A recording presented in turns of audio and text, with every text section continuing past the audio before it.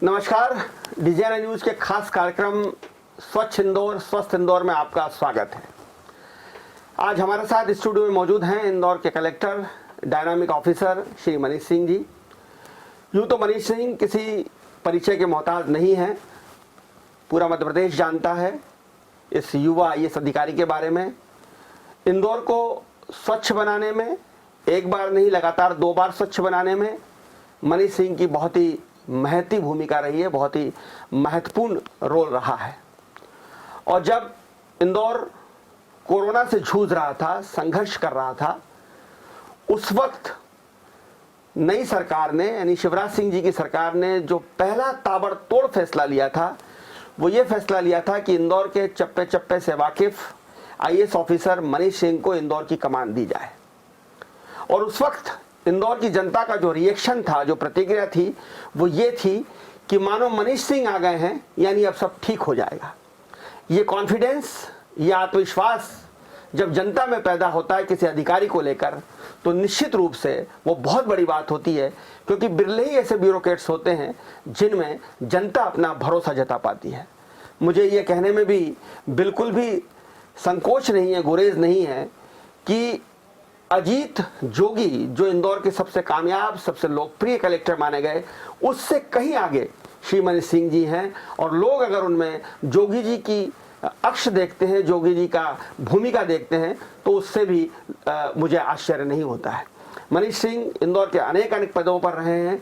वे यहाँ SDM रहे हैं, ADM रहे हैं, IDA के CO रहे हैं, नगरपालिका निगम के आयुक्त रहे हैं, कृषि उपज मंडी के सचिव रहे हैं, AKVN के MD रहे हैं। तमाम पदों पर रहते हुए एक बहुत वास्ट रोल उन्होंने इंदौर के विकास में पैदा किया है। और आज उनके ऊपर, उनके कंधों के ऊपर एक बहुत बड़ी जिम्मेदारी है इंदौर को सेहतमंद बनाने की, इंदौर को स्वस्थ बनाने की। मनीष सिंह जी, आपका स्वागत है। Thank you sir.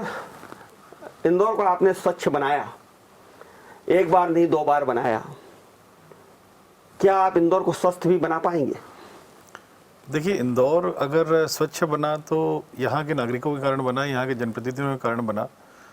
कोई भी अधिकारी इस चीज़ को अकेले नहीं कर सकता है। हम लोग कोऑर्डिनेशन का काम रहता है, व्यवस्थाओं देने का काम रहता है, पर जो इतना विस्तृत और इतना वृहद कार्य था स्वच्छ बनाने का, वो तो जनता के सहयोग से बना। जनता में मोटिवेशन आया, जनता में उत्साह आया, जन आंदोलन के रूप में चला।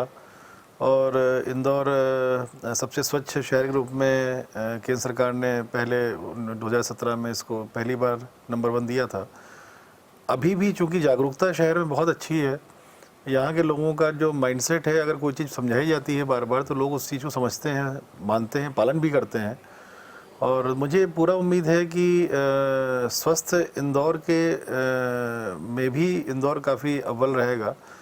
क्योंकि अभी आप देखें तो जहाँ तक ठीक है, सोशल डिस्टेंसिंग में थोड़ा तकलीफ दिखती है शहर में कई जगहों पे, पर मास्क का पालन लोग कर रहे हैं। अगर लोगों ने उसका बड़ा प्रमाण है कि आप और हम मास्क लगाकर बात कर रहे हैं। और मास्क भी अगर लोगों ने ठीक से पहन लिया, सामने जो बात कर रहा है वही मास्क लगा के ही बात करे, तो मेरे ख्याल से बहुत फ़ायदेमंद रहेगा शहर के स्वास्थ्य के लिए। और मुझे पूरी उम्मीद है कि यहाँ के जो नागरिक जिस प्रकार का डिसिप्लिन है उनमें है, और जिस प्रकार की सोच समझ है, और जिस प्रकार शहर के प्रति प्रेम है, आपसी भाईचारा है, तो उसमें जो भी चीज़ उनको आज स्वस्थ इंदौर बनाने के लिए हम लोग जागरूकता अभियानों के तहत बतला रहे हैं, उसका वो पूर्ण रूप से पालन कर भी रहे हैं, और आगे चल के और अच्छे से उसका पालन हो गया। क्योंकि एक बहुत बड़ी चुनौती है, जिस तरह से हम दिल्ली में हालात बिगड़ते हुए देख रहे हैं, लॉकडाउन खुलने के बाद जिस तरह से दिल्ली में हालात बिगड़े, पूरा सिस्टम वहाँ कोलैप्स हो गया है। मुंबई में जिस तरह से हालात बिगड़ रहे हैं, अहमदाबाद की बात करें या हम साउथ में जाएं, तेलंगाना में और तमिलनाडु की हम अगर बात करें, तो हालात वहाँ बिगड़ रहे हैं। लेकिन ईश्वर की कृपा है, संयोग है और आपकी मेहनत है कि लॉकडाउन खुलने के बाद भी इंदौर में हालात कंट्रोल है। बल्कि एक दिन तो ऐसी स्थिति आई कि हम केवल 6 ही हमारे यहाँ पॉजिटिव मरीज पाए गए। तो इसकी सबसे बड़ी वजह क्या मानते हैं आप? देखिए, जब यहाँ पर कोरोना का एकदम मार्च के अंतिम सप्ताह में बहुत ज़्यादा पैनिक शुरू हुआ, केसेस आना शुरू हुए, और ऐसा लगा कि शहर का स्वास्थ्य बहुत ख़राब है। स्पेशली 3 जो माइनॉरिटीज़ के मोहल्ले थे, खजराना, चंदन नगर और ये उसके बाद राज्य सरकार भी चेंज हुई थी, नया यहाँ पर CM साहब ने शपथ ली थी यहाँ पर। तो एक क्राइसिस मैनेजमेंट ग्रुप CM साहब ने बनाया सब जगह, और सभी शहरों में क्राइसिस मैनेजमेंट ग्रुप को जिम्मेदारी दी गई कि प्रशासन और क्राइसिस मैनेजमेंट ग्रुप जिसमें चुने हुए जनप्रतिनिधि भी हैं, उनको संयुक्त रूप से निर्णय लें सब लोग। बार बार फोकस भी किया सीएम साहब ने कि एक संयुक्त निर्णय हो शहर, क्योंकि बड़ा टफ काम था ये। उस क्राइसिस मैनेजमेंट ग्रुप में जिसमें अधिकारी भी हैं और हमारे माननीय सांसद जी, चुने हुए जनप्रतिनिधि भी हैं उसमें, उस क्राइसिस मैनेजमेंट ग्रुप की रेगुलर मीटिंग्स हम लोगों ने की। और आपने देखा होगा कि इंदौर का जो लॉकडाउन था, मेरे ख्याल से देश में इतना सख्त लॉकडाउन किसी भी शहर में नहीं हुआ कि लगभग 1.5 से पौने 2 महीना केवल मेडिकल शॉप्स की दुकानें खोल करके हम लोगों ने उसके लिए लॉकडाउन। कहीं ना कहीं आपको आलोचना भी झेलनी पड़ी। लोग कहते थे कि भाई अहमदाबाद में सब्जी मिल सकती है, मुंबई में सब्जी मिल सकती है, दिल्ली में सब्जी फल मिल सकते हैं, तो इंदौर के लोगों ने क्या बिगाड़ा? इस आलोचना के बावजूद लोग आपकी आलोचना कर रहे थे, कुछ मीडिया में भी चल रहा था कि आप बहुत ज्यादा सख्ती दिखा रहे हैं, उसके बावजूद आप उस फैसले पर अड़े रहे कि इस तरह का ही सख्त लॉकडाउन होगा। उसके पीछे क्या वजह थी? देखिए, उसके पीछे फैक्ट्स एंड फिगर्स भी थे। कई शहरों में इन सब चीज़ों से भी संक्रमण फैला था। एक समय आया था जो अहमदाबाद में भी इस चीज़ को कंट्रोल किया गया था। सब्जी के जो व्यवसायी थे वहाँ से संक्रमण फैला था कई जगह पे, तो वहाँ भी कंट्रोल किया गया था।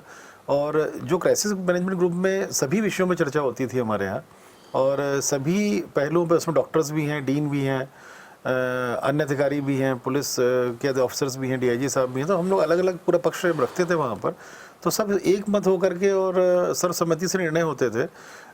हम लोग ने अल्टरनेटिव मीन्स दिए थे, जैसे राशन वितरण के लिए हम लोगों ने व्यवस्था बनाई, हम लोगों ने सब्जी के वितरण के लिए बनाई, फल के लिए बनाई। इसमें भी सब जनप्रतिनिधियों की टीमों ने बहुत सहयोग किया है। इसमें सबने मिलकर काम किया, क्योंकि हर घर में अगर राशन का वितरण होना है, उसको जानकारी पहुंचानी है कि कहाँ से राशन मिलेगा या सब्जी का वितरण किस प्रकार से हो, बुकिंग के आधार पर। इन सब चीज़ों में जो जनप्रतिनिधि की टीम्स वार्ड लेवल पे थी, उन्होंने कमिटीज़ बनाई थी सब जगह। इसमें एक नगर निगम प्रशासन, पुलिस, जनप्रतिनिधियों की टीम, सबने बड़ा एक कंबाइंड एफर्ट था, जिसके कारण हम लोगों ने लॉकडाउन चलाया और घर घर हम लोगों ने फल सब्जी और किराना हम लोगों ने पहुंचाया। और उसके बाद जो आपने देखा होगा, ग्रेजुअल हम लोगों ने खोला शहर को। ये भी हम लोग का काफ़ी डिटेल इसमें डिस्कशंस हुए थे सभी लोगों के बीच में, और मीडिया से भी ओपिनियन हम लोगों ने ली थी। मीडिया के जितने भी यहाँ प्रमुख लोग थे उनको भी हम लोगों ने आमंत्रित किया था, सांसद जी ने आमंत्रित किया था, उनके भी ओपिनियन ली गई थी। तो ग्रेजुअली जो हमने जो ग्रामीण को पहले खोला हम लोगों ने, इंदौर नगर निगम सीमा क्षेत्र जो सबसे ज़्यादा सेंसिटिव था हम लोगों के लिए, उसको 3 जोन में हम लोगों ने बांटा, जोन 1, जोन 2, जोन 3, और ग्रेजुअली खोल रहे हैं। लगभग 10 मई से हम लोगों ने पहली अनुमति दी होगी इंडस्ट्री के जो प्रोडक्ट्स को बाहर भेजने की, प्लस 10 मई के आसपास ही हम लोगों ने ग्रामीण क्षेत्र को भी खोलना काफ़ी हद तक शुरू कर दिया था। तब से लेकर आज तक हम लोग ग्रेजुअली अनलॉक करते जा रहे हैं शहर को। तो लगभग 1 महीने से ज़्यादा का समय हो गया है, और अभी भी 10-15%, 20% शहर बचा हुआ है, जिसको कि हम लोग अभी आगे आने वाले समय में जैसा निर्णय क्राइसिस मैनेजमेंट ग्रुप लेकर करेंगे। तो बहुत ग्रेजुअल जो अनलॉकिंग हुई है, उससे हम लोगों को लगता है कि अगर कुछ सर्ज आता भी है, जैसे कि बार बार WHO की रिपोर्ट्स या अन्य रिपोर्ट्स बोलती हैं, और जैसे अन्य शहरों में कहा जा रहा है कि जुलाई में शायद बूम आएगा। अब वो अलग अलग आगे वो होता है, उसको जुलाई का ही बोल रहे हैं, आगे का ही बोल रहे हैं, पर प्रिकॉशंस रखना बहुत ज़रूरी है। ऐसा नहीं है कि ये आज अगर सब ठीक दिख रहा है तो सब ठीक है। हम लोग पूरा प्रिकॉशंस रखे हुए हैं। नए सिरे से हम लोगों ने सर्वे के ऐप को, जो ऐप जिस ऐप में हम लोग वर्किंग कर रहे थे घर घर सर्वे की, उसको रीडिज़ाइन करके मॉनिटरिंग टूल्स नए डाल के हम लोगों ने नई टीम्स बना दी हैं। 2 दिन से इंटेंसिव ट्रेनिंग हम लोगों ने अभय प्रशाल में सभी लोगों को दी है, और आज से हम लोगों का डिटेल सर्वे भी शुरू होने वाला है। अब ये सर्वे लगातार 3 महीने हम लोग करेंगे। अभी 3 महीने का टारगेट लिया है हम लोगों ने कि हर घर में हर 6वें 7वें दिन करें। पिछली बार जो सर्वे किया था तो कुछ घर उसमें मिस भी हो गए थे, और इस बार उसको और बारीकी से हम लोग प्लान किए हैं। प्रिकॉशंस पूरे रख रहे हैं। ये बात सही है कि जो इंडिकेटर्स हैं, जैसे हॉस्पिटल्स में जो पेशेंट्स की संख्या या फीवर क्लिनिक्स में आईली और सारी जो मेन सिम्टम्स रहते हैं, उसके सिम्टम वाले पेशेंट्स के आने की संख्या वो काफ़ी कम होती जा रही है। पर फिर भी प्रिकॉशंस रखना बहुत ज़रूरी है। प्रिकॉशंस अगर नहीं रखेंगे तो एकदम से ये चीज़ फिर से फ्लेयर अप हो सकती है। उसके लिए जनता की जागरूकता बहुत ज़रूरी है। जनता मास्क का यूज़ करे, हाथ को सैनिटाइज करता रहे समय समय पर, सोशल डिस्टेंसिंग रखें। कुछ चीज़ें बेसिक हैं जो हम लोग जनता को बार बार बोल रहे हैं, जनता उसका पालन भी काफ़ी हद तक इंदौर में हो रहा है उसका।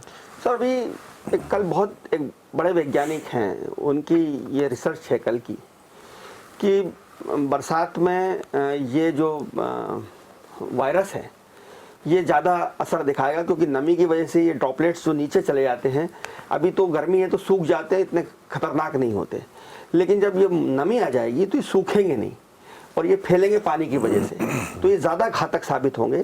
अगर भगवान ना करे, अगर ऐसी कोई स्थिति बनती है कि जैसे कि आशंका व्यक्त की जा रही है कि जुलाई में, अगस्त में जब बरसात होगी, मानसून होगा, यूँ भी हर बरसात में हर आदमी 2-4 बार तो सर्दी, जुकाम, खांसी, छींकों से परेशान होता ही है, तब ऐसी स्थिति से निपटने की प्रशासन की क्या तैयारी? देखिए, सबसे महत्वपूर्ण है हर घर का सर्वे है। वो बहुत सबसे महत्वपूर्ण जो हम लोग की एक्टिविटी थी, जिसमें कि हम लोगों ने डे 1 से 6 अप्रैल से इंटेंसिव रूप से शुरू भी कर दिया था। 6 से 12 अप्रैल के बीच में पूरी सिटी में टीम्स डिप्लॉय हो गई थी। घर घर सर्वे करने से रेगुलर कर रहे हैं और टीम्स हमारा सही काम कर रही हैं, और जो भी घर के वासी हैं वो सही जानकारी हमारी टीम को दे रहे हैं। उससे अर्ली डिटेक्शन पेशेंट्स का हम लोग कर सकते हैं। सभी सर्दी खांसी छींक वाले लोग अपन कोविड के सिम्टम्स नहीं मान सकते हैं उसको। डॉक्टर्स को एलर्जिक भी हो सकता है। हाँ, डॉक्टर्स को आइडिया रहता है उसमें।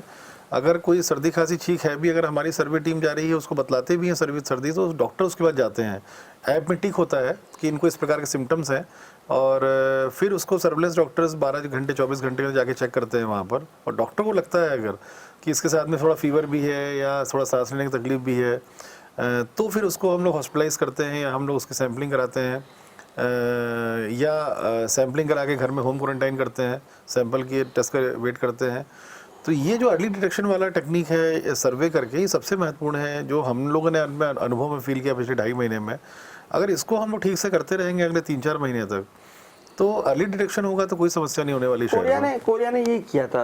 उसने यही जो किया था कि पहले ट्रेस करें, फिर टेस्ट करें और फिर ट्रीट करें। 3T पे जो काम किया था, उसी लाइन पे आप जाने की सोच रहे हैं? बेसिकली वही है कि अगर आपने सर्वे करके ट्रेस कर लिया आपने पेशेंट को और आपने उसका टेस्ट कर लिया, और हम लोग टेस्ट करने के साथ साथ उसको हॉस्पिटलाइज भी कर रहे हैं कि हॉस्पिटल में जाके सैम्पलिंग और टेस्टिंग और उसकी ट्रीटमेंट शुरू हो जाते हैं, या घर में रह करके भी हम लोग टेस्ट करके सैम्पलिंग ले लेते हैं, टेस्ट कर लेते हैं।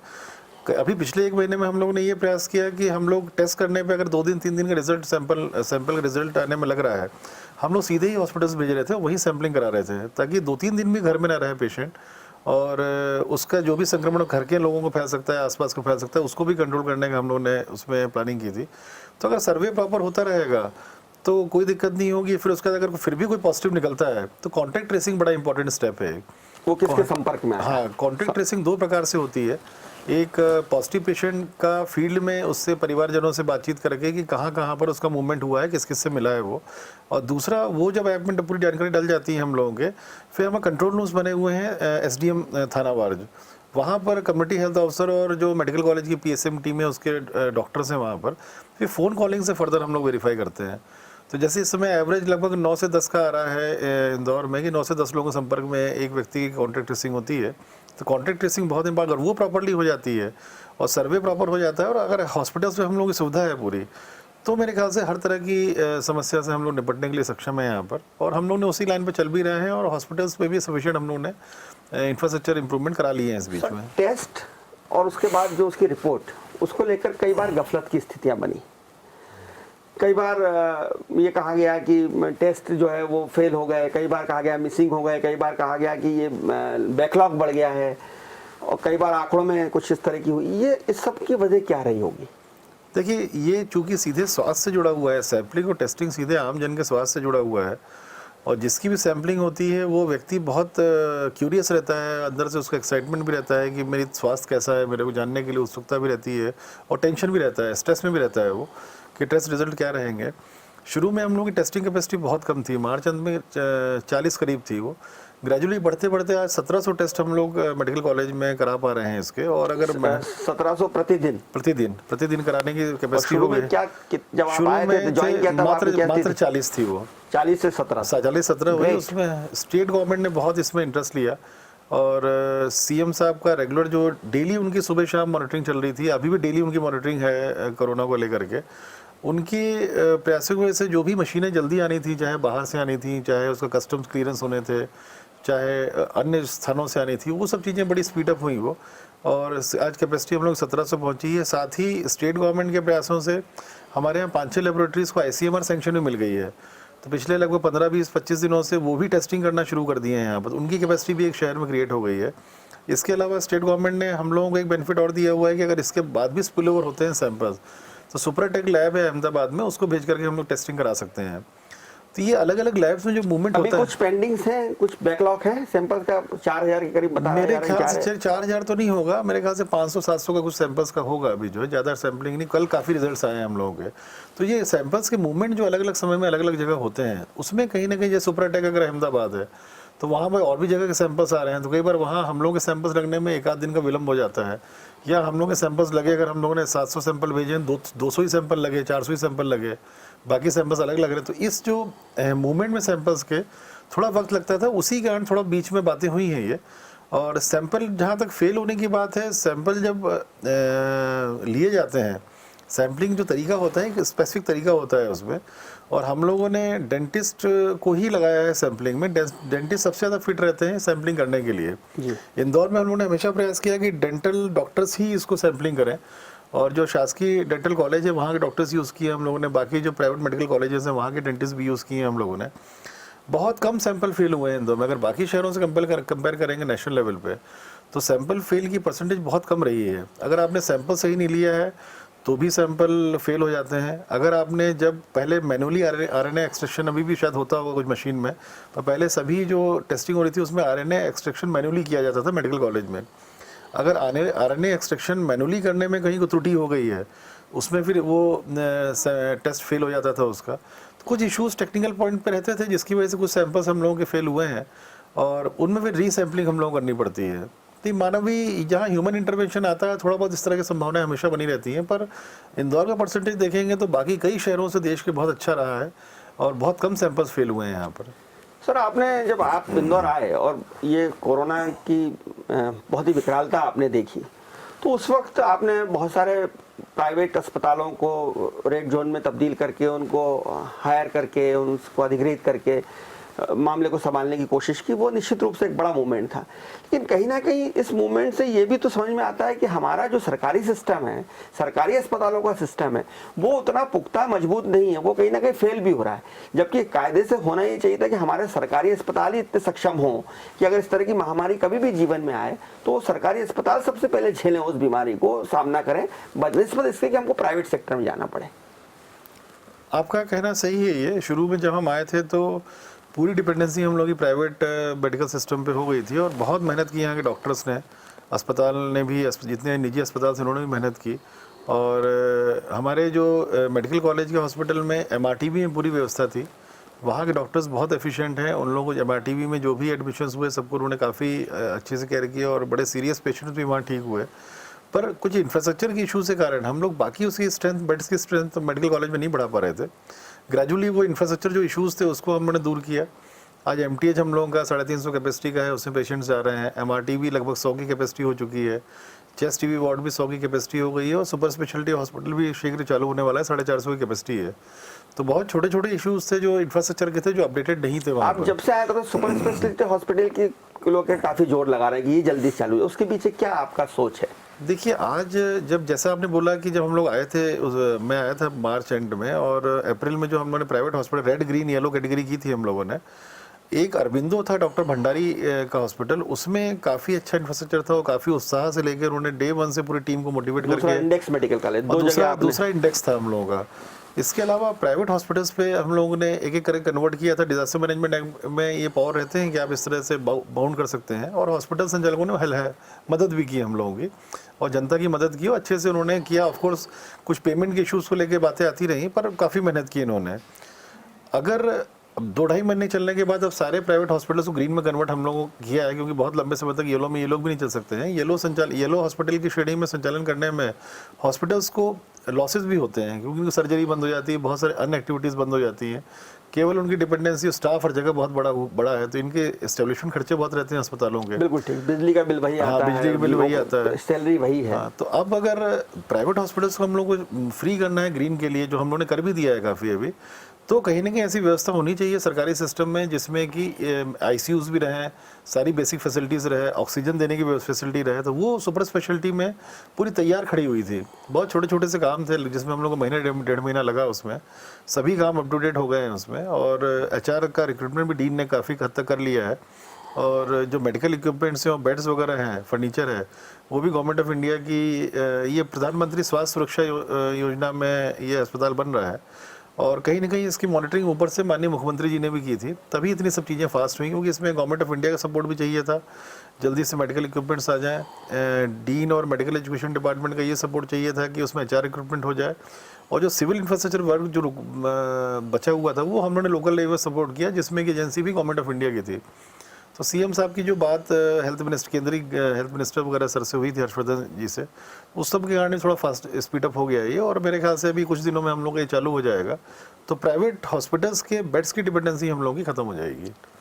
मेरा ये सवाल एक आईएएस ऑफिसर से नहीं है, मैं आपसे एक इंसान के तौर पे, एक व्यक्ति के तौर पे ये सवाल करना चाहता हूँ कि जब आप आए मार्च के अंत में और अप्रैल में एकदम फर्स्ट वीक में एकदम बूम आ गया और हालात ऐसे लगे कि अब हाथ से बाहर निकल रहे हैं, उस वक्त क्या आपके मन में सोच आता था? मैं अपने खासतौर पर उन युवाओं को जो जरा ऐसी बात में सुसाइड कर लेते हैं, घबरा जाते हैं, हौसला खो देते हैं, मैं चाहता हूं कि उस तरह से आप उनके लिए मोटिवेशन का काम बताएं कि जब इस तरह की विपरीत स्थितियां थी, बहुत सारे केसेस आ रहे थे और सब चीज़ें बिखरी सी पड़ रही थी, तब क्या सोच आपके पास रहती थी? क्या इनर स्ट्रेंथ आपकी होती थी जो जिस वजह से आप इन सब से मुकाबला कर पाते थे? देखिए, मैं युवाओं को बोलूँगा कि ईश्वर पे भरोसा रखना चाहिए और थोड़ा धार्मिक हल्का सा रहना चाहिए। मेरे को महाकाल पे पूरा भरोसा था और मैं उज्जैन, मुझे महाकाल ने बुलाया था तो मैं उज्जैन मौका मिला था कलेक्टर के रूप में सर्व करने का, और मैं लगभग रोज ही महाकाल मंदिर चला। कई बार लोग बोलते हुए थे कलेक्टर महाकाल हो गया हूँ मैं, और वहाँ खूब दर्शन किए मैंने महाकाल के। उनसे बहुत मुझे उस गर्भगृह की शक्ति जो है, कहीं ना कहीं उसका एक सहारा रहता था मुझे, और मुझे लगता था कि ये सब चीज़ें निकल जाएंगी।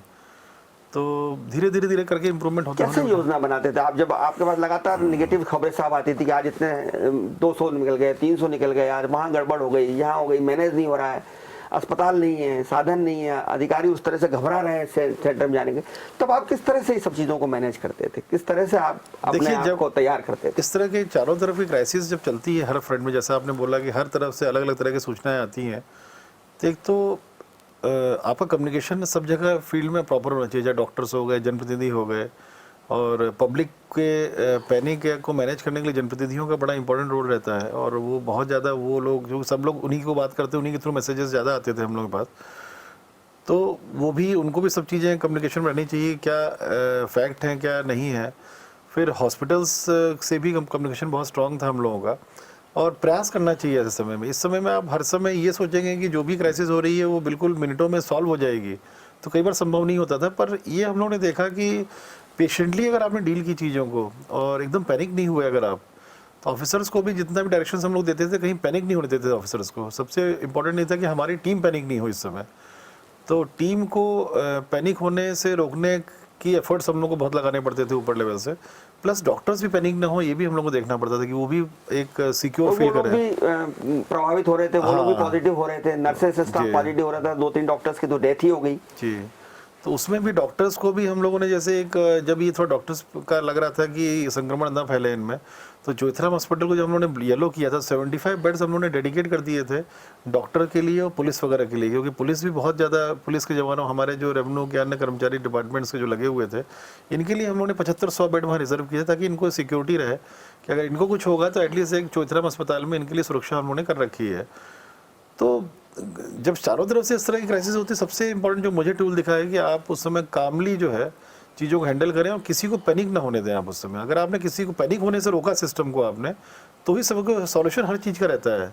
अगर आप कूलली करेंगे तो सॉल्यूशन हर चीज़ का धीरे निकल जाता है, और ऐसा निकला धीरे सभी एक बड़ी चिंता वो रहती है आपसे जो सीनियर ऑफिसर्स रहते हैं, उनके साथ कोऑर्डिनेशन जमाना, उनके साथ समन्वय जमाना, क्योंकि उनका अपना एक ईगो होता है, अपनी एक समस्या होती है। वो एक बड़ी चुनौती प्रशासन में आपको महसूस होती होगी, किस तरह से सीनियर्स के साथ कोऑर्डिनेशन जमा कर अपना काम करना। देखिए, ये वक्त ऐसा था कि भोपाल के जितने भी सिस्टम था, जो भी सरकार थी, डेली सीएम साहब का फ़ोन आता था, और भी सीनियर ब्यूरोक्रेट जो भोपाल में है वही फ़ोन अगर उनका आता था, तो केवल एक चीज़ होती थी, क्या सपोर्ट चाहिए आपको। कभी ऐसा हम लोग को नहीं लगा, और माननीय मुख्यमंत्री जी का डेली उस अप्रैल में तो ही फ़ोन डेली 1 या 2 बार आ जाता था।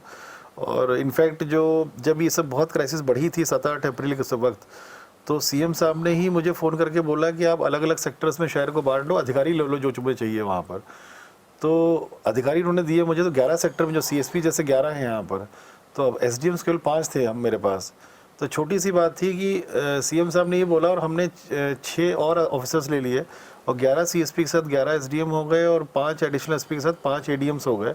तो 11 सेक्टर में बढ़ करके काम हम लोग का शुरू हो गया, उससे बहुत गति आई। तो कुछ और आईएएस ऑफिसर भी आपको दिए भोपाल से, चंद्रमौली शुक्ला जी को भेजा। वो माननीय मुख्यमंत्री जी ने ही बोला था कि आप एडिशनल स्टाफ ले लो, अधिकारी ले लो, जो भी वहाँ रहे हो, जिसको जो तुम चाहते हो, जो काम कर सकते हैं वहाँ पर। तो उस प्रकार के ऑफिसर्स फिर हमने चयन किए थे, जो पहले इंदौर में रहे हो, यहाँ की तासीर को समझते हो, यहाँ की ज्योग्राफी को समझते हो, लोगों को जान पहचान हो थोड़ा, जो इमीडिएटली आकर के हेल्प कर सकें। तो उस सब चीज़ों से सपोर्ट ही बहुत रहा। कहीं ऐसा मुझे नहीं लगा कि कहीं मुझे किसी एक ऊपर के ऑफिसर का जो आपने बोला कहीं कोई सेटिस्फाई करना पड़ा हो ईगो, ऐसा जो फील नहीं हुआ। एक ब्लाइंड सपोर्ट ही दिख मिला मुझे, और तभी ये हो पाया एक्चुअली सब चीज़ें। यहाँ से जो पॉलिटिकल सिस्टम था उनसे रेगुलर कम्युनिकेट कर रहे थे हम लोग। पॉलिटिकल सिस्टम इंदौर का प्रॉपर पॉलिटिकल सिस्टम पूरा सपोर्ट कर रहा था एडमिनिस्ट्रेशन को, पुलिस को पूरा सपोर्ट कर रहा था, हेल्थ डिपार्टमेंट को पूरा सपोर्ट कर रहा था। तो सब लोग, ऐसा माहौल था उस समय, सब मिलके लड़ रहे थे। आज अगर किसी मैरिज गार्डन या होटल संचालक से बात करो कि हम लोग इस आवश्यकता लगी चाहिए, इमीडिएटली लोगों ने दिया। श्री माया के मुकेश जी को मैंने फ़ोन किया कि डॉक्टर MYH के और इसके डॉक्टर्स को रुकने के लिए चाहिए, पास में श्रीमाया, उन्होंने तत्काल दे दिया। 1 सेकंड नहीं लगा उनको देने में, यस करने में। होटल एसोसिएशन के अध्यक्ष, हाँ, होटल एसोसिएशन का सुमित सूरी जी पूरा कंटिन्यूस मेरे साथ लगे, महीने 1.5 महीने लगे रहे इसमें। तो ऐसा एक जुनून टाइप का था कि हर आदमी लगा था इस मिशन में कि कैसे हम इससे, जो ये प्राकृतिक कहर आया था ये, उससे कैसे हम निपटे और कैसे डैमेजेस को कम से कम करें। डैमेजेस को कम से कम मैं ये किया। जानना चाहता हूँ कि चूंकि आप इंदौर के चप्पे चप्पे से वाकिफ है, बहुत सारी भूमिकाएं आपने इंदौर में निभाई हैं, क्या लगता है कि हम कोविड फ्री इंदौर कब तक हो जाएंगे? देखिए, कोरोना वायरस तो आ गया है, एक बार आ गया है तो ये रहेगा ये, और ग्रेजुअली धीरे धीरे इम्यूनिटी क्रिएट होती है लोगों में, और जो इम्यूनिटी मुझे लग रहा है कि इंदौर में काफ़ी हद तक धीरे धीरे बढ़ रही है आगे की तरफ। एग्जैक्टली बहुत मेडिकल लाइन वाली बात है, ये क्वेश्चन है आपका। ये हर्ड इम्यूनिटी कब तक होगी, इसके लिए टेस्ट रिक्वायर्ड रहते हैं इसमें। पर मुझे ये लगता है कि अगर थोड़ा लोगों ने प्रिकॉशंस रखे, जैसे अन्य जो फ्लू बीमारियां होती हैं सामान्य तौर पे आती जाती रहती हैं अलग अलग मौसम में, उसी प्रकार से ये भी चलता रहेगा ये। बस प्रिकॉशन थोड़ा अभी कुछ समय 2-4 महीने 6 महीने प्रिकॉशंस ज़्यादा रखने पड़ेंगे लोगों को, ताकि ग्रेजुअली हर्ड इम्यूनिटी एक पर्टिकुलर 60-70% के ऊपर आ जाती है तो एक नॉर्मल उसको फिर संक्रमित बीमारी से बाहर हो जाता है वो। उस स्टेज में आने तक थोड़ा प्रिकॉशंस रखेंगे। मुझे आकलन ऐसा है कि 2 महीना या 3 महीने के अंदर चीज़ें काफ़ी नॉर्मल हो जानी चाहिए। अक्टूबर तक हम दिवाली बहुत अच्छे से मना पाएंगे, उम्मीद करते हैं। हाँ, मतलब अभी तो ऐसा लगता है, पर जैसे दिल्ली का और मुंबई का ट्रेंड अभी देख रहे हैं, इसके ये ट्रेंड कब तक सेटल होगा वो भी बहुत कुछ डिसाइड करेगा कि क्या स्थिति रहती है। ये हमारा बहुत सीधा वास्ता है मुंबई से, तो खास तौर पे बिजनेस का, और दिल्ली से ज़्यादा। हाँ, ज़्यादा यहाँ का जो एक इम्पैक्ट था, जो वायरस का भी जो इम्पैक्ट था, वो मुंबई के वायरस से ज़्यादा मेल खा रहा था, ऐसा डॉक्टर्स का यहाँ कहना था। ऑफ कोर्स अभी उसके बारे में टेस्ट कोई हुए होंगे या फाइनल रिजल्ट अभी तक तो सुनने में नहीं आया है, पर बॉम्बे से ज़रूर यहाँ का वायरस का, अहमदाबाद का वायरस, यहाँ का वायरस, बॉम्बे का वायरस, थोड़ा ज़्यादा सिमिलरिटी उसमें डॉक्टर्स के मत अनुसार देखी गई है उसमें। सर, आप AKVN में रहे, आपने बहुत महत्वपूर्ण इन्वेस्टर मीट्स जो होती थी उसमें आपकी बहुत महत्वपूर्ण भूमिका होती थी, रोल होता था। बहुत सारी इंडस्ट्रीज़ को पीथमपुर में स्थापित करने में आपने एक रोल किया है। अब चूंकि इंदौर की जो पहचान है वो आर्थिक राजधानी की पहचान है, इंदौर आर्थिक रूप से सक्षम शहर माना गया, सबसे ज़्यादा रेवेन्यू हम मध्य प्रदेश सरकार को इंदौर से कलेक्ट करके देते हैं। तो बीइंग ए कलेक्टर, स्वस्थ इंदौर के साथ साथ आपको संपन्न इंदौर भी बनाना है, उसके लिए आपके दिमाग में क्या ब्लूप्रिंट है? देखिए, अभी भी हम लोगों ने जो 10 मई से देना शुरू किया था, इकोनॉमी बहुत इंपॉर्टेंट रोल प्ले करती है, और इकोनॉमी में इंडस्ट्रियल एक्टिविटी, मैन्युफैक्चरिंग साइड हो गया, चाहे IT इंडस्ट्री से वाला कंपोनेंट हो गया, चाहे ट्रेडिंग हो गई, तीनों बहुत महत्वपूर्ण है। जो भी एक्टिविटी इनको बूस्टअप कर सकती है उनको प्रमोट करना चाहिए। अभी तो वैसे पीथमपुर इंडस्ट्री एरिया बहुत अच्छा एक डेवलप हो गया है हम लोगों का। काफ़ी वहाँ का जो SEZ है वो ऑलमोस्ट स्टेट ऑफ आर्ट है और देश के सबसे अच्छे SEZ में से होगा। वहाँ पर नेट ट्रिप जो लैंड थी वो भी गवर्नमेंट ऑफ इंडिया ने 3-4 साल पहले उसको थोड़ा एरिया कम कर दिया था, उससे भी बहुत सारा 4-1 हज़ार एकड़ ज़मीन मिली थी जिसमें कि इंडस्ट्री इस्टेब्लिश हो गई हैं।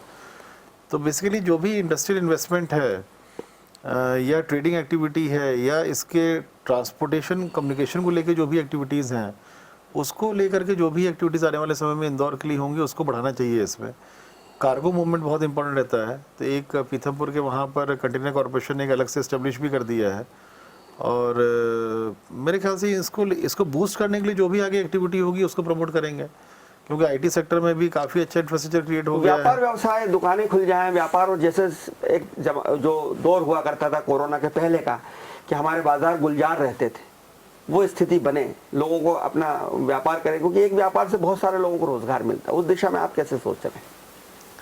अभी की परिस्थिति में देखें तो हम लोग ग्रेजुअली खोल रहे हैं। ग्रेजुअली ही इसलिए खोल रहे हैं कि एकदम से पब्लिक अप्रूव मूवमेंट बाहर नहीं हो, जितने ज़्यादा आउटलेट्स खुलते हैं उतना ज़्यादा एक्सपोजर होता है, लोगों का एक दूसरे से मिलते हैं और उससे और इन्फेक्शन स्प्रेड का रहता है। पर मेरे ख्याल से अगले 5-7 दिन में जो क्राइसिस मैनेजमेंट ग्रुप की बैठक होगी हम लोगों की, तो बहुत कम ऐसा बचा है शहर की जो मध्य क्षेत्र का अनलॉक करने वाला है, जो छोटी दुकानों का, या जोन 2 जो मध्य क्षेत्र और 29 गाँव के बीच का क्षेत्र है उसमें छोटी दुकानों के हैं काफ़ी जो अभी नहीं खुली हैं, जो इनको ग्रेजुअली हम लोग आने वाले दिनों में जो भी क्राइसिस मैनेजमेंट ग्रुप हम लोग का बैठेगा उसमें निर्णय लिया जाएगा, पर वो आने वाले समय में इनको खोलेंगे उनको। और चूंकि इस समय कोविड की वजह से पूरे देश की इकोनॉमी में थोड़ा तो नेगेटिव प्रभाव पड़ा है अभी जी। इनिशियली थोड़ा पिकअप करने में समय लगेगा। हमारा रेवेन्यू कलेक्शन कम हुआ है, हमारी जीडीपी गिरी है, हमारी ग्रोथ रेट कम हुई है, बहुत सारी चीज़ें इफेक्ट पड़ी हैं। पर अच्छी बात ये है कि जो हम लोगों ने 10 मई के बाद इंदौर जिले की औद्योगिक गतिविधियों को खोलना शुरू किया था, आज लगभग 75 से 80% तक प्रोडक्शन हम लोगों का हो रहा है। जो बिजली का कंजम्पशन भी जो है हम लोगों ने डिस्कॉम से पता किया है, जो वो भी हम लोगों का 80% 75% जा रहा है। प्रोडक्शन में लगभग मान के चलिए कि 70 से 80% के बीच में अभी आ रहा है, आ गया है। तो ग्रेजुअली पिकअप करेंगी सारी जो ट्रेडिंग एक्टिविटीज़ हैं, पिकअप करने में थोड़ा वक्त जरूर लगेगा। गवर्नमेंट ऑफ इंडिया भी जैसा कि माननीय प्रधानमंत्री जी ने कल जो बोला था, तो उसके तारतम्य में गवर्नमेंट ऑफ इंडिया बहुत ज़्यादा चिंतित है इकोनॉमिक एक्टिविटी के लिए। स्टेट गवर्नमेंट भी प्रधानमंत्री ने लगभग साफ तौर पर इशारा दे दिया कि अनलॉक 2 रहेगा, फिर से वो नहीं किया जाएगा लॉकडाउन, क्योंकि एक आर्थिक गतिविधियां भी बहुत ज़रूरी है देश के लिए। डेफिनेटली अब बार बार ये नहीं हो सकता है, लोगों का रोजगार है। आज ठीक है, आज 1.5 महीने लॉक रहा है शहर, तो लोगों के पास पुरानी जमा पूंजी थी जिसके बदल उन्होंने घर में किराना या सब्जी या फल को परचेज़ करके यूज़ किया, और गरीब बस्तियों में हम लोगों ने फ्री में राशन बंटवाया। पर ये बार बार नहीं हो सकता है, ये चीज़ बार बार संभव नहीं होना ये तो बिल्कुल प्रधानमंत्री जी का या राज्य सरकार में माननीय मुख्यमंत्री जी का कहना सही है कि अब इकोनॉमिक एक्टिविटीज़ में ध्यान देना बहुत ज़रूरी है। उसको ध्यान दे भी रहे हैं हम लोग उसमें। जैसा कि आपने कहा कि आप बहुत ही धार्मिक व्यक्ति हैं, आस्तिक व्यक्ति हैं, ईश्वर में आपका भरोसा है, गॉड फियरिंग व्यक्ति हैं। आज जो इंदौर का जो खजराना मंदिर का जो स्वरूप दिखाई देता है, उसके पीछे निश्चित रूप से मनीष सिंह जी की परिकल्पना है, मेहनत है। जब आप प्रशासक थे तो आपने खजराना मंदिर का बहुत विकास करवाया। मंदिर देवालय कब खुलेंगे, ये एक बड़ा सवाल बुजुर्ग लोग पूछ रहे हैं, सारे लोग पूछते हैं कि दुकानें खुल रही हैं, व्यापार व्यवसाय खुल रहा है, पर इस संसार को चलाने वाले के मंदिर देवालय कब खुलेंगे? देखिए, अभी हम लोगों ने इस संबंध में बैठक की थी, माननीय हमारे सांसद जी भी थे उसमें, और सारे धर्मगुरुओं की और जितने बड़े मंदिर हैं या अन्य जो धर्मस्थल, अन्य धर्मों के धर्मस्थल हैं, उनके प्रबंधकों को बुलाया था। और उसमें मेजॉरिटी का ये कहना था कि थोड़ा अभी और रुकना चाहिए इसमें, क्योंकि ये बात सब स्वीकार कर रहे थे कि धर्मस्थल खुलेंगे तो उसमें जिस प्रकार के सोशल डिस्टेंसिंग, और धर्म प्रधान देश है ये, जब आदमी मंदिर में जाता है या किसी अन्य धर्मस्थल में जाता है तो वो धर्म जब दिखता है उसको, तो वो सब भूल जाता है कि उसको भगवान में ध्यान लगाए कि 1 मीटर की दूरी नापे, तो उसका प्रिकॉशन पूरा भूल जाता है। तो मेजॉरिटी का, अधिकांश का एक लोगों का एक मत था, धर्मगुरुओं का भी मत था ये, थोड़ा दिन अभी रुकना चाहिए। 1 तारीख से शहर खोला था हम लोगों ने, और फिर लगभग 75% 80% शहर हमने 10 तारीख को खोला है। तो कई धर्मगुरुओं का कहना था ये कि सब 10 तारीख को खुला है, थोड़ा 15 दिन तो वेट कर लेना चाहिए, 25 के बाद देखना चाहिए क्या स्थिति निर्मित होती है इंदौर की, क्योंकि प्रिकॉशंस पूरे रखने जरूरी हैं। आज शहर ठीक हालत में है, पर किंतु प्रिकॉशंस बहुत रखने जरूरी हैं अभी, ताकि पुनः ऐसी कोई विपरीत स्थिति ना बने। तो मैं 25 से 30 के बीच में हम लोग फिर से बैठेंगे एक बार, और तब निर्णय लेंगे कि आगे की क्या रणनीति रहनी चाहिए इसमें धर्मस्थल खोलने को। क्या आप डिजाइनर न्यूज़ के दर्शकों को ये विश्वास दिला सकते हैं कि बहुत जल्दी इंदौर पहले जैसा हो जाएगा और हम स्वस्थ हो जाएंगे, संपन्न हो जाएंगे, स्वच्छ हो जाएंगे? आपके प्रयास, आपकी योजनाएं हमारे दर्शकों को अगर ये आत्मविश्वास, ये कॉन्फिडेंस दे सकें? बिल्कुल हो जाएंगे। जिस प्रकार से अभी 1 तारीख को जो शहर खोला था और लोग पालन भी कर रहे हैं, कुछ जगह वॉलेशन ज़रूर हो रहे हैं, हम लोग स्पॉट फाइन कर रहे हैं, पर लोग मास्क का और सब चीज़ों का पालन भी विधिवत कर रहे हैं। आज 1 तारीख के बाद से लेकर 16-17 दिन बाद भी ऐसी कोई विपरीत स्थिति निर्मित नहीं हुई। हमारे पेशेंट्स कम ही हो रहे हैं हमारे, और मुझे पूरी उम्मीद है कि थोड़ा जनता बस मास्क का उपयोग प्रॉपरली करे, बहुत पास किसी को सामने मास्क बिना पहने बोलने ना दे, और थोड़ा सोशल डिस्टेंसिंग का पालन करें। तो मेरे ख्याल से इस दोबारा अब समस्या उस तरह की जो लास्ट वीक ऑफ मार्च में या अप्रैल के फर्स्ट वीक से शुरू हुई थी समस्या, दोबारा ऐसी स्थिति देखने को कभी नहीं मिलेगी, और नॉर्मल रूप में एक शहर चल सकेगा। बहुत धन्यवाद मनीष सिंह जी दर्शकों से बात करने के लिए। और मनीष सिंह जी जो स्वच्छता के सेनापति थे, जिन्होंने इंदौर में गंदगी के खिलाफ एक जंग लड़ी थी, एक युद्ध लड़ा था, एक सेनापति के रूप में उन्होंने भूमिका निभाई थी। आज इस कोरोना महामारी के विरुद्ध जो महायुद्ध चल रहा है उसके महारथी है मनीष सिंह, और पूरा इंदौर उनके साथ खड़ा है इस विश्वास के साथ, इस अनुमान के साथ, इस भरोसे के साथ कि मनीष सिंह हैं तो मुमकिन है। देखते रहिए डीजे न्यूज़, खबरों का सिलसिला जारी है, जारी रहेगा। नमस्कार।